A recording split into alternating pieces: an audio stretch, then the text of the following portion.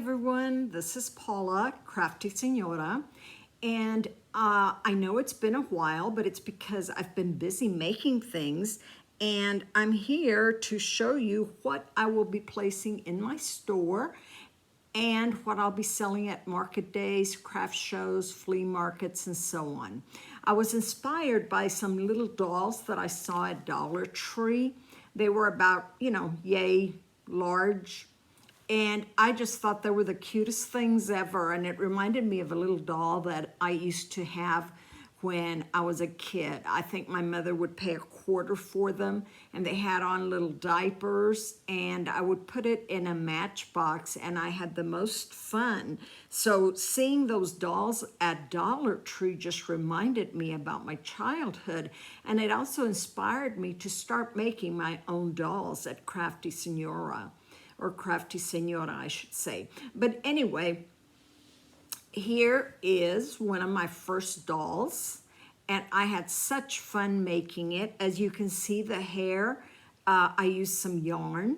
I used felt for the mouth and the nose, and then I used some googly eyes from Dollar Tree, by the way, to go ahead and get eyes for the dolls. I used muslin to create the first few faces that I created. I later got some other fabric to make darker skinned or dolls of color. But anyway, I'm using fabric that I have in my stash, and these are some of the fabrics that I used in my junk journals, but I've got the doll's arms here and covered them with fabric, a little piece of the dress here with fabric, put some buttons on here, put some lace on here, and then of course the skirt of the dress. This one, does not have bloomers, but then about my third or fourth one, I started adding bloomers at the very beginning, which makes it a lot easier. I did like the idea of adding socks to the doll's feet. And the smallest ones I could find, I just ran into them at the pet store and saw some little socks for dogs. And I thought, okay, these will be perfect for the dolls. I did find the smallest socks that I could find at Walmart, but they're a little bit too large. So I may go ahead and use my sewing machine to take them in. These are still from the pet store. They're pretty pricey, three pairs of socks for about $13. I thought that was rather pricey, but anyway, the main thing for me is that it's been fun, and I think kids will enjoy these dolls.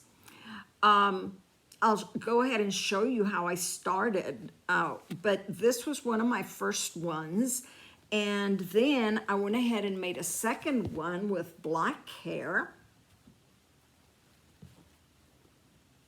and again fabric from my stash, and here you can see the face, and of course the black hair, some black trim, the blue buttons, and some different socks. No, I didn't make bloomers for her either. I'll go ahead and make bloomers because I can just see myself at market days where some of the younger kids will go ahead and pick up the dress to see if the doll has bloomers. This one, by the way, does have bloomers.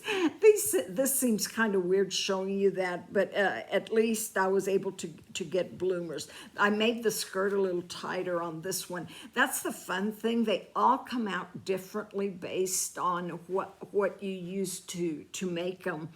Even the color really gives them a different personality. This little doll seems to be pouting. That was not my intention, but once I finished making its face, I thought, well, a pouty little doll looks rather cute, but the main colors are fuchsia and yellow.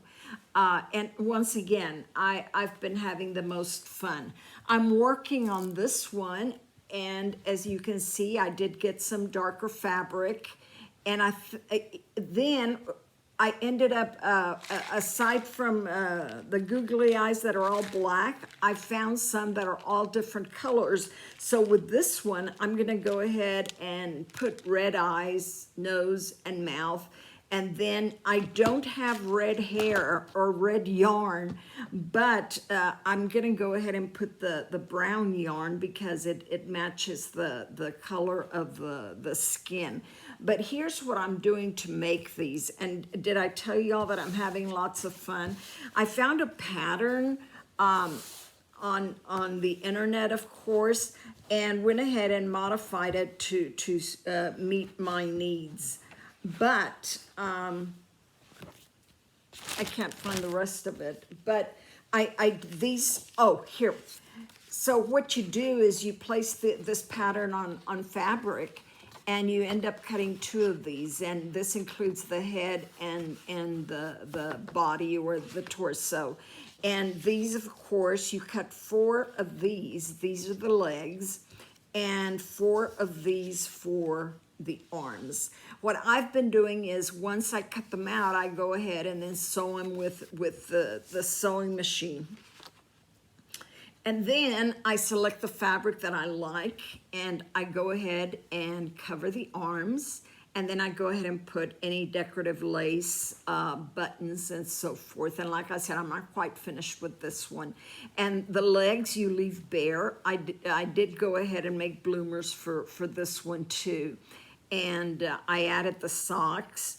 And with this one, I'm just trying to decide whether this will be the front of the doll or whether this will be the front of the doll. You know, it gives it a different view. If I like this side because I like this, and I like how it shows the dress here. It's got a seam right here. But anyway, like I said, I'm really enjoying making these dolls. These will be in my store, Crafty Senora, and my name is Paula. And I think for the first showing, I'll go ahead and have about approximately 10 dolls. And for right now, these are 15 inches long, so it's a little larger than a ruler or the 12 inches. You know, it's a little higher than 12 if you go ahead and look. But I don't even know what to make them, what to call them, if I should call them crafty dolls, crafty muñecas, crafty muñequitas. They're not, well, they could be Mexican dolls. They could be any type of ethnicity. But anyway, just wanted to let you know they'll be up in my store. I'm having lots of fun making them. And of course, I'm using this type of filler to put in there and make them, you know, soft and cuddly for anybody to go ahead and use them. So anyway, hope to see you at my store, Crafty Senora, on Etsy. And you all have a great day. The weather is wonderful for the beginning of spring. I've had my COVID vaccines, and I'm excited about that. So anyway, have a great day. It was fun talking to you, and I'll talk to you later.